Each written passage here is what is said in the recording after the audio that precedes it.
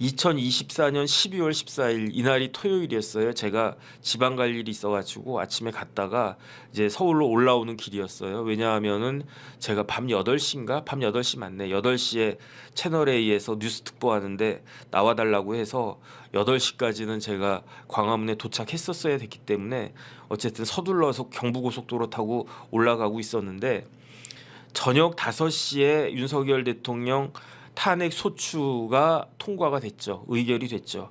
찬성이 204, 반대는 85. 그다음 기권 무효가 11표 이렇게 해가지고 이제 통과가 되더라고요. 그래서 통과가 될 거라고 다 예상하지 않았습니까? 저도 예상을 했었어요. 근데 막상 통과가 되는 모습을 보니까 씁쓸하다 일단 그런 생각이 저는 들었습니다. 그래서 별로 기분은 좋지 않았죠. 그런데 탄핵 의결서가 그 탄핵 소추가 국회에서 의결됐다고 해가지고 곧장 헌법재판소에 의한 탄핵 심판 절차가 시작되는 건 아니에요. 언제부터 시작이 되느냐?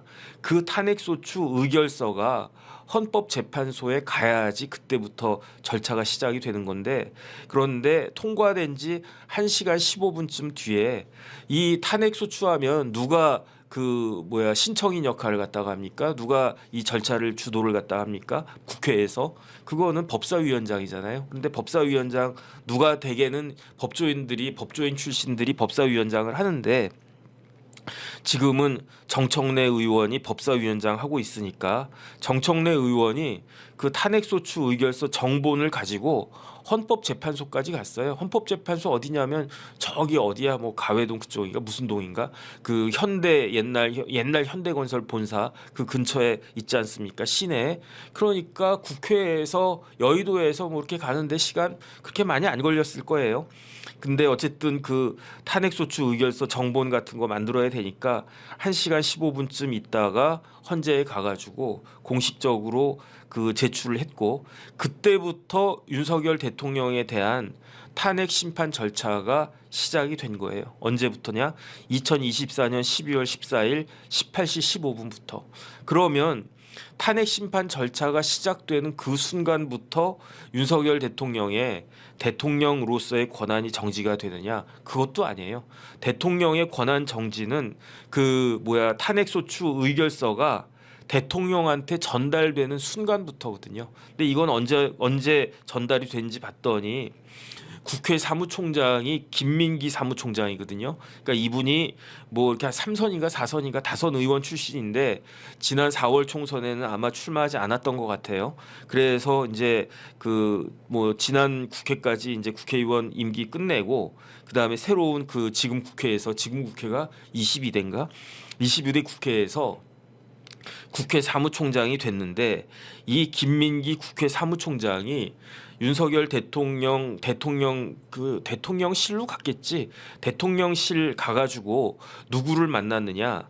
대통령실의 총무비서관을 만났어요. 그 총무비서관이 누구냐면 윤재순 총무비서관인데 이 윤재순 씨도 아마 검찰의 검사는 아니고 검찰청 직원 출신이었을 거예요. 그래서 윤재순 총무비서관에게 의견서가 전달된 시간이 19시 24분이다. 그래서 그때부터 윤석열 대통령의 대통령으로서의 권한은 탄핵 심판 결정이 나올 때까지 정지가 되는 거고 만약에 탄핵이 기각이 되면 다시 대통령으로 복귀하는 거고 만약에 탄핵 결정이 인용이 되면 그러면 대통령 직에서 물러나게 되는 그런 것이 되겠죠.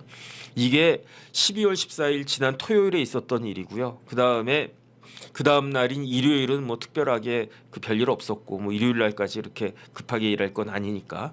그리고 난 다음에 12월 16일에 그게 월요일이니까 어제였단 말이에요. 어제 아침 10시부터 헌법재판관들이 지금 9명 중에 6명밖에 없는데 이 6분의 헌법재판관들이 뭐 헌법재판소 회의실이 있겠죠. 거기에 이제 모여가지고 앞으로 이 대통령 탄핵 심판 절차를 어떻게 진행할 것이냐 그거를 이제 논의를 갖다가 했어요.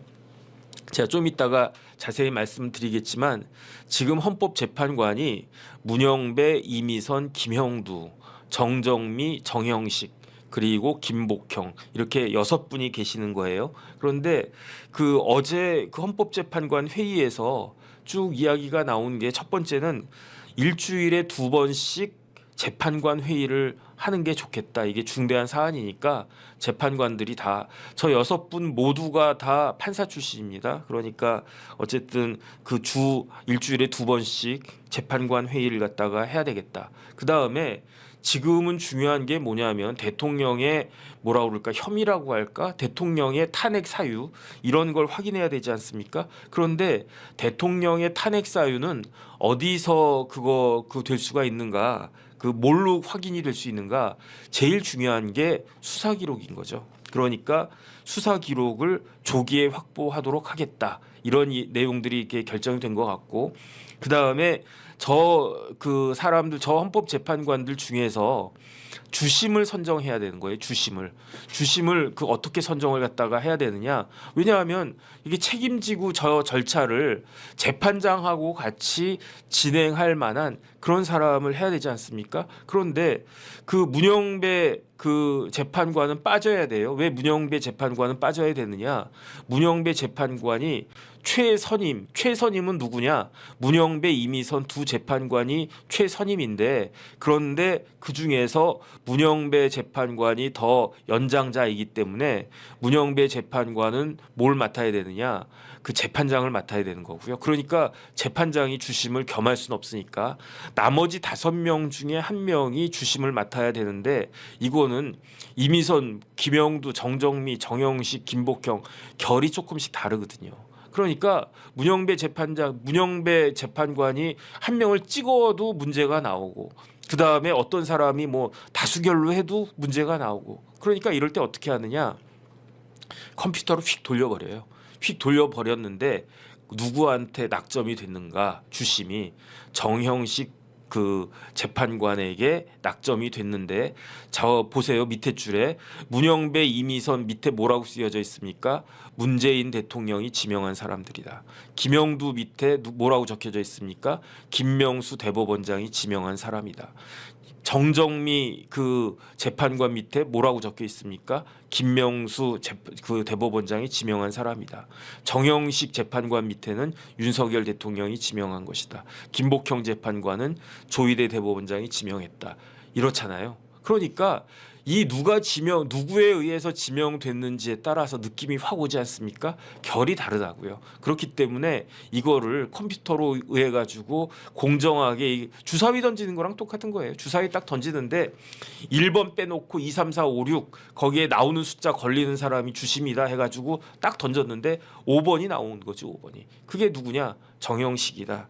어쨌든 그 부분에 대해서는 제가 이제 재판관들이 어떤 분들인지는 조금 있다가 자세하게 말씀을 드릴 거고 그래서 오늘 그 조선일보를 갖다가 봤더니 신문을 봤더니 주심이 큰 의미가 없을 수 있다라고 헌법재판소는 이야기한다는 거예요. 왜 헌법재판소에서는 주심이 큰 의미가 없다라고 보느냐?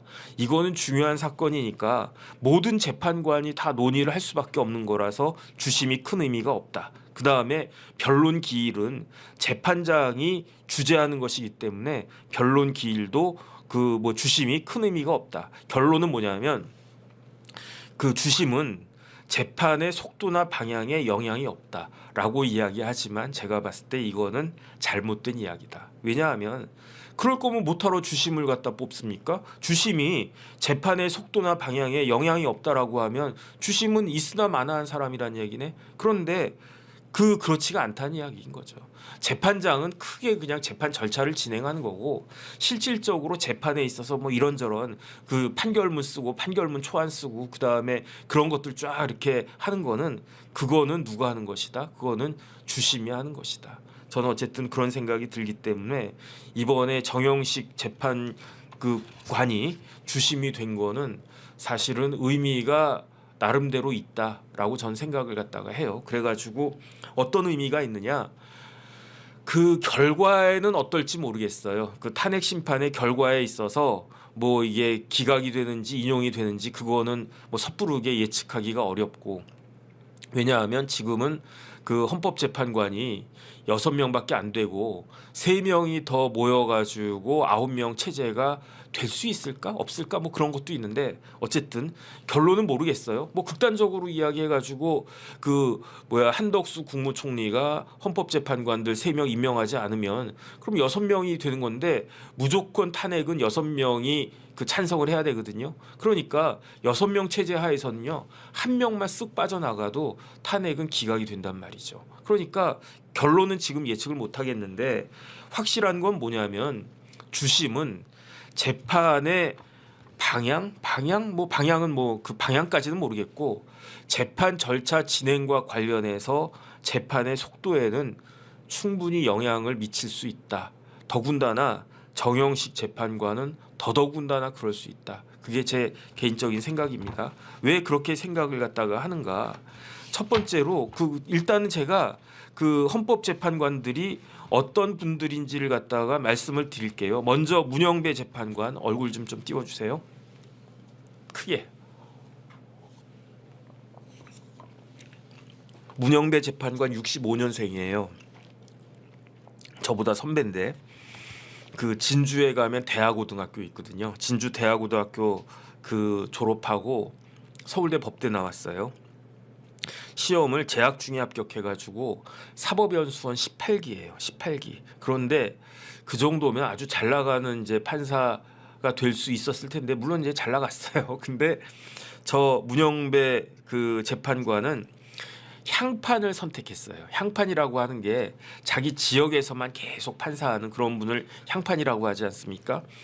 초임도 부산에서 시작해가지고 그 헌법재판관 되기 전까지 직전까지 부산고등법원 수석부장판사까지 계속 부산 경상남도 요런 쪽에서만 거의 그 근무를 갖다가 하셨던 분인데 그런데 조금 전에 제가 그 보여드렸던 것처럼 문재인 대통령이 헌법재판관으로 지명하고 임명한 사람이에요. 그 문영배 재판관이. 그래가지고 4월 19일 2019년 4월 19일에 임명이 됐으니까 2025년 4월 18일까지 헌법재판관을 그 할 거고 원래 헌법재판소장은 이종석 소장이었는데 이종석 소장이 그 올 2024년 10월 17일까지가 임기였어요. 그리고 난 다음에 그 후임자를 빨리 그 뽑았어야 됐는데 헌법재판관들을 그런데 뭐 이제 민주당에서 그런 거죠. 그냥 민기적 거리다가 그러다가 지금 같은 그 대통령 탄핵 심판이라고 하는 진짜 뭐 우리나라에서 제일 큰 일이라고 할 수 있겠죠. 그런 사태가 벌어졌는데도 불구하고 헌법재판소는 거의 식물재판소 상태였다. 그런데 뭐 더 자세하게 말씀 안 드리고 뭘 말씀을 드리냐면 문영배 재판관은요. 우리법연구회 회장 출신이에요. 2008년도에 우리법연구회 회장을 갖다가 뭐 몇 년 동안 역임했는지는 모르겠지만 어쨌든 뭐 그렇게 그런 의식을 가지고 계신 분이 문영배 재판관이다. 그런데 최고 선임이기 때문에 그렇기 때문에 지금 그 재판장으로서 탄핵 심판 절차를 리드하게 될 것이다. 두 번째 이미선 재판관. 그 이미선 재판관은 그 70년생이에요. 70년 1월 18일 생이니까 역대 아마 최연소 헌법재판관이었을 거예요. 70년생이면 지금 몇 살이지? 어쨌든 뭐 저보다도 어린데 그런데 이미 6년 전에 그 헌법재판관이 됐으니까 그러니까 40대 헌법재판관이 됐던 거예요. 부산에 가면 학산여고가 있나 잘 모르겠어요. 그리고 난 다음에 부산대 법대 졸업하고 문영배 재판관과 같이 그 2019년 4월 19일이겠죠.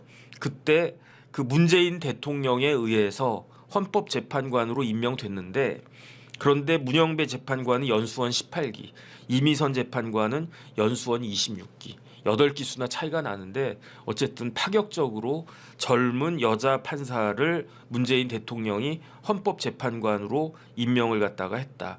뭐 중앙지방법원 부장판사하고 그랬었어요. 그 노동법에 관심이 많고 노동법 전문이고 그다음에 진보적인 성향을 가지고 있다. 이렇게 평가받으니까 문재인 대통령이 임명을 갖다 한 거죠. 그다음에 그 김영두 재판관이 이 저분이 누구냐면은 1965년생이고요. 판사로서 커리어는 제일 화려한 분이에요. 유명한 분이었어요.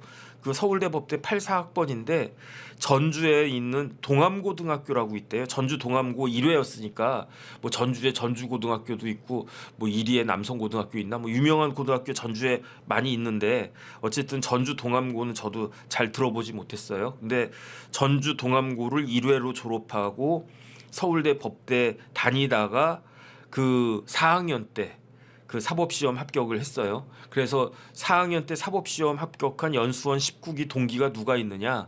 그게 우병우 전 민정수석 같은 사람들이 봉욱 뭐 우병우 검찰 쪽에서 그 다음에 그 뭐야 법원에서 대법관 중에 뭐 김소영 대법관 뭐 이런 분들이 19기였을 거예요.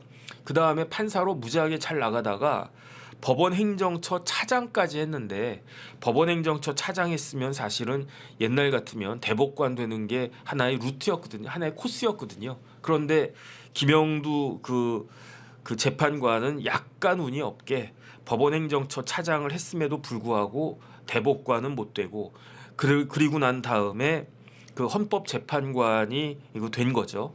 그 다음에 지금 지금 대법원장이 그 조희대 대법원장이시잖아요. 그런데 그 조희대 대법원장하고 대법원장을 끝까지 이렇게 그 경합했던 그분이 누구냐?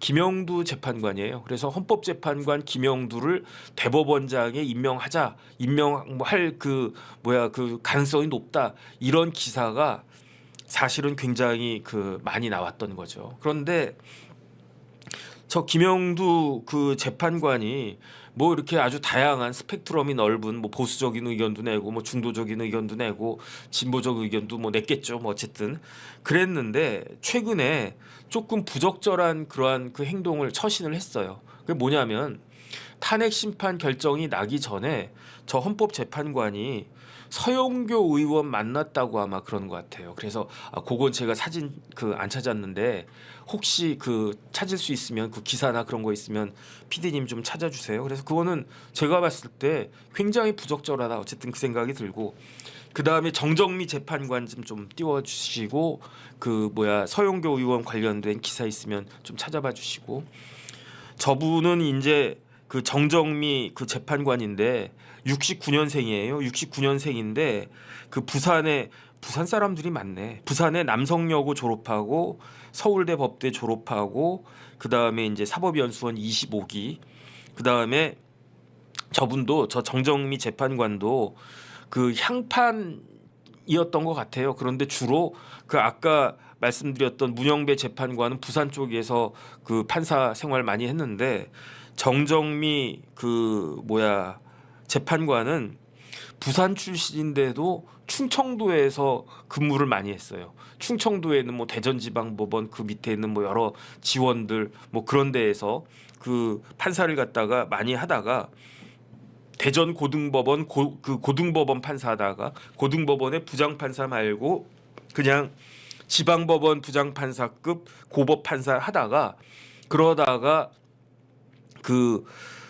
헌법재판관으로 지명이 됐어요. 여기에 대해서 누가 지명을 했느냐? 제가 좀 전에도 말씀드렸지만 김영두 재판관, 정정미 재판관은 김명수 대법원장이 지명하고 그 다음에 윤석열 대통령이 임명한 그런 사람들이에요. 그러니까 지명은 김명수 대법원장이 했고 임명은 문재인 대통령 퇴임한 다음이니까 윤석열 대통령이 임명한 그러한 재판관들이었다. 왜 충청도에서 부산도 아닌데 그 부산 출신이 충청도에서 향판을 왜 그렇게 많이 했을까? 제가 궁금했는데 보니까 남편도 그 고등법원 판사예요. 저기 대전 고등법원의 고법 판사인 것 같아요. 그러니까 남편 고향이 충청도인가? 어쨌든 뭐 그런 것 같습니다. 그래서 이제 정정미 재판관이 저분이고 그다음에 이제 오늘의 하이라이트는 누굽니까? 정영식 재판관 좀 띄워주세요. 네, 정영식 재판관 저는 산신령 같은 느낌이 들지 않습니까? 눈썹이 하얘가지고 그 머리가 이제 백발인 거는 뭐 이렇게 있어 보이는데 그래도 눈썹까지 저렇게 하얀 거는 참 뭐 산신령님 같은 저기에다가 이제 하얀색 그 옛날 도포 같은 거 입고 지팡이 하나 딱 들고 있으면 그러면 산신령 같다 그 느낌이 딱 드는데 저분이 정영식 재판관인데 이 그 탄핵 심판 절차에 주심을 맡았어요. 61년생. 61년생이면 최연장자입니다. 문영배 65년, 이미선 70년, 김영두 65년, 정정미 69년. 좀 이따 말씀드릴 김복형 그 재판관도 그 몇 살이냐? 68년. 그러니까 그 최고로 고참이라고 그 고참 그 헌법 재판관인 그 문영배 재판관보다도 61년생이니까 한 4살이나 위인 거예요. 4살이나 위인 거고 그다음에 정영식 재판관이 고등학교는 서울고등학교 나오고 대학은 서울대 법대를 나왔는데 고향은 양구래요. 고향은 강원도 양구. 이게 뭐 어떤 의미가 있는지는 좀 이따 말씀을 드리겠습니다. 연수원이 몇 기냐면 17기예요. 사법연수원 17기. 그러면 다시 한번 말씀드리면은 문영배 재판관은 연수원 18기, 이미선 26기, 김영두 19기, 정정미 25기, 그리고 그 김복형 그 24기 이렇단 말이죠. 그러니까 지금 순서대로 임용된 순서대로 따지면은 정영식 재판관이 5번째인데 나이로 보나 나이도 제일 많고요. 나이가 제일 많다라고 하는 거는 그 학번이 제일 빠르다는 이야기죠. 그 다음에 사법연수원 기수도 제일 높아요. 그러니까 정영식 재판관이 주심 맡았다라고 하는 게 만약에 막내 재판관이 뭐 나이도 제일 어리고 그 다음에 연수원 기수도 제일 그 늦은 그런 사람이 주심을 맡는 것하고 그래도 나이도 제일 많고 다 후배잖아요. 그러니까 지금 그 이 탄핵 심판 절차에 있어서 중요한 사람은 2명이거든요. 누구누구가 중요합니까? 재판장이 중요하고 그다음에 또 두 번째로 누가 중요합니까? 주심이 중요하단 말이에요. 그런데 재판장이 문영배 재판장이 정영식 재판관보다 그 후배란 말이죠. 연수원도 후배, 대학도 후배. 그러니까 뭐 이렇게 쉽게 재판장이라고 그렇게 할 수가 있나? 어쨌든 그런 비중이 있는 분이 주심을 맡았다라고 하는 게 윤석열 대통령한테는 나쁘지 않을 것이다. 그런 생각이 들고요. 그다음에 그 법원 커리어도 저 정영식 재판관이 굉장히 좋아요. 그래가지고 그 정영식 재판관이 법원장을 3번인가 하신 분이에요. 회생법원장도 하고 수원 고등법원 법원장도 하고 대전 고등법원 법원장도 하고 그리고 나서 올해 작년에 2023년 12월 18일 딱 1년 전이네요. 오늘이 12월 17일이니까 딱 1년 전에 정영식 재판관이 임명이 됐는데 누구에 의해서 임명됐느냐? 작년이니까 당연히 윤석열 대통령이죠. 그러면 어떻게 임명됐느냐? 헌법재판관으로 임명된 루트가 3가지가 있다고 그랬잖아요. 국회에서 선출하거나 대법원장이 지명하거나 아니면 대통령이 직접 지명하고 임명하거나. 그런데 정영식 재판관은 윤석열 대통령이 직접 지명하고 임명했던 분이에요. 그래서 그런 분이 가장 무게가 있는 분인데 그런데 그 헌법재판관 되신 다음에 요번에 이 사건에 주심을 맡았다. 그러면 그 정영식 재판관이 어떤 분인지 알려면 어떤 판결을 했는지가 중요하지 않겠습니까? 그래서 무슨 판결을 했는지 제가 찾아봤더니 제일 중요한 판결이 한명숙 전 총리 사건이었어요.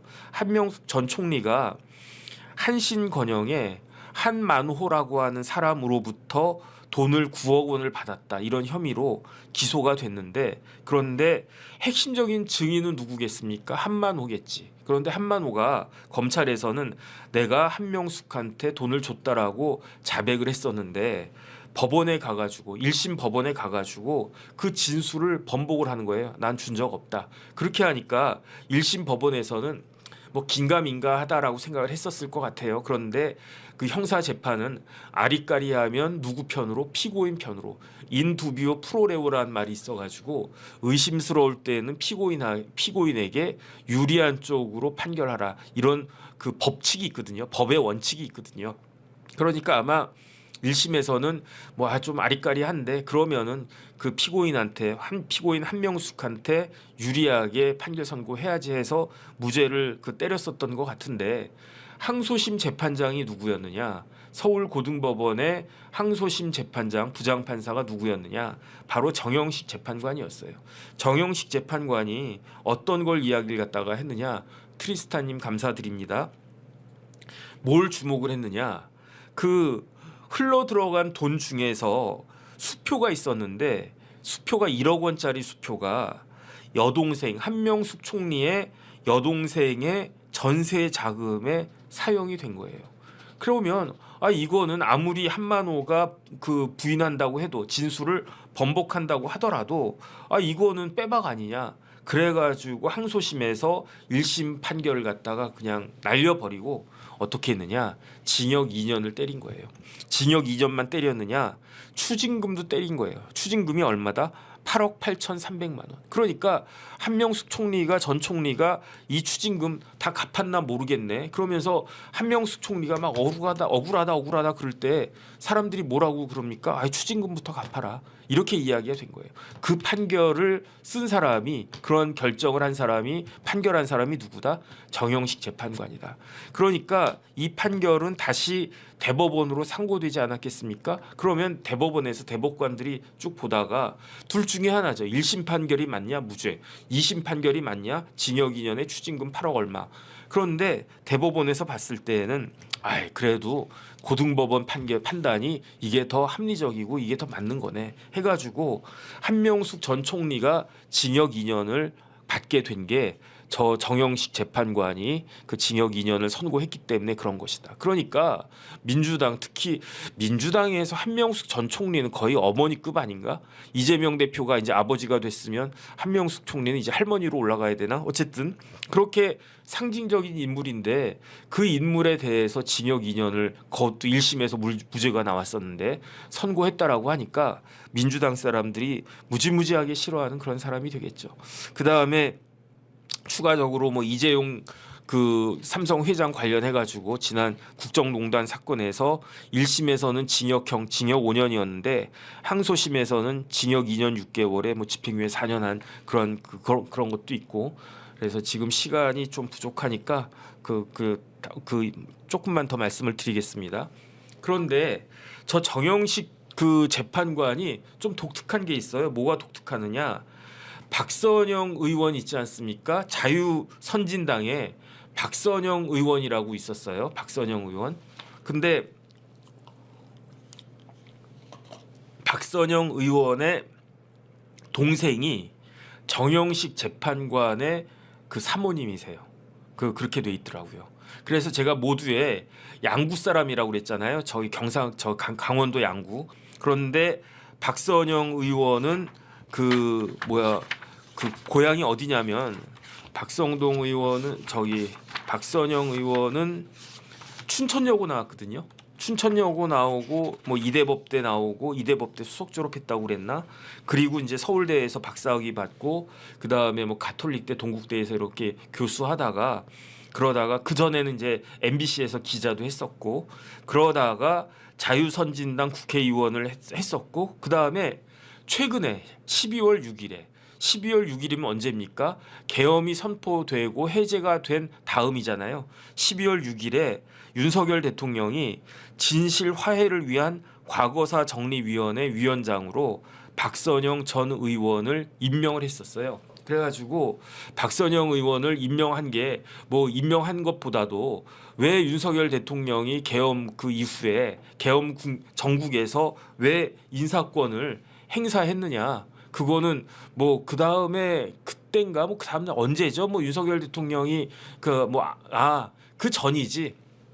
나는 당분간 이선으로 물러나 있겠다라고 이야기한 게 토요일이었는데 12월 6일이면은 3일이 화요일이었으니까 4, 5, 6 그러면은 그거네. 금요일 날 화수목금 금요일 날 내가 이선으로 물러나겠다라고 그렇게 윤석열 대통령 이야기하기 전날에 진실 화해를 위한 과거사 정리위원회 장관급 자리 거기 위원장으로 임명을 했는데 공교롭게 동생의 남편이 정영식 재판관이었다. 그 다음에 박선영 의원의 남편은 누구냐면 대법관이었어요. 민희령 대법관이라고. 그래서 민희령 대법관하고는 동서지간이다.